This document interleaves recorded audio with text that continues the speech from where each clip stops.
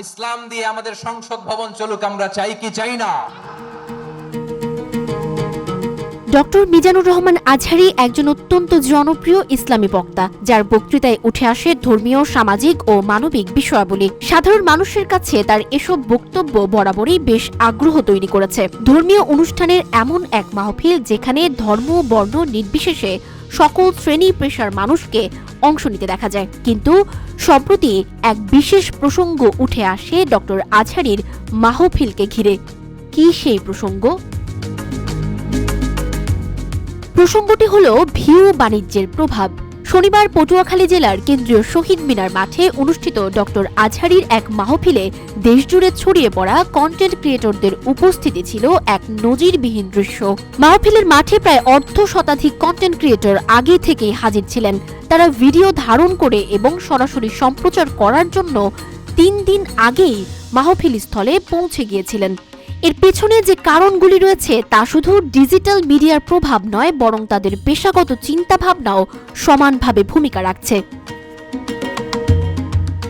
এ ব্যাপারে কন্টেন্ট ক্রিয়েটররা সংবাদ মাধ্যমে জানান, তারা মাহফিলের বিশেষ মুহূর্তগুলো ধারণ করে এবং দর্শকদের কাছে তা পৌঁছে দিতে চান। সমাজের আলোচিত গুরুত্বপূর্ণ বিষয়গুলো যেমন ধর্মীয় অনুশাসন, সামাজিক ন্যায় বিচার এবং যুব সমাজের চ্যালেঞ্জগুলো যাতে সাধারণ মানুষের কাছে খুব দ্রুত পৌঁছায়।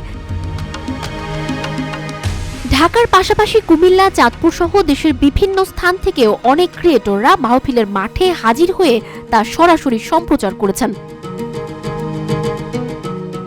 বিশেষজ্ঞদের মতে কন্টেন্ট ক্রিয়েটরদের মাহফিলে উপস্থিতি এক ধরনের স্বাভাবিক প্রবণতা। ডক্টর আজহারী নিজে একজন শিক্ষিত ও প্রজ্ঞাবান বক্তা, যার বক্তব্য শুধু ধর্মীয় শিক্ষায় সীমাবদ্ধ থাকে না, বরং মানুষের জীবনের নানা দিক নিয়েও আলোচনা করেন। বিশেষ করে যুবকদের কাছে বেশ জনপ্রিয়। এই জনপ্রিয়তা কন্টেন্ট ক্রিয়েটরদের জন্য একটি বড় সুযোগ তৈরি করে, বিশেষত তাদের জন্য যারা ইসলামী কন্টেন্ট তৈরি করতে আগ্রহী।